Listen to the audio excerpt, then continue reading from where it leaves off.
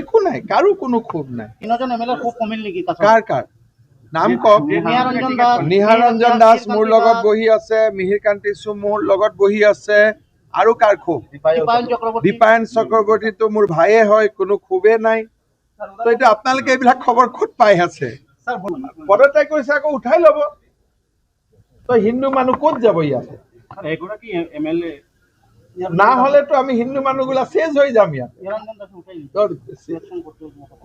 কোনো ইয়াত রেজিগনেশন নাই, সব হিন্দু মানুষ এক জায়গায় আছে, বরাকবাসী এক জায়গায় আছে। और ওইগুলো আপনারা সরে দেন। নিহারঞ্জন দাস পার্টিতে নাই, মিহির কান্তি সুম দুঃখে আছে, ওইগুলা सब सरे दो। सिलचर में एयरपोर्ट बनाना है, फ्लाईओवर बनाना है।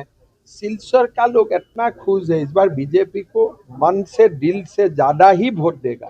ये टिकट के लिए देखो 2 साल बाद होते हैं, दीपायन टिकट नहीं मिलेगा, थोड़ा 2 दिन तो दुखी तो होगा ही ना। सब तो ultimately we are human being.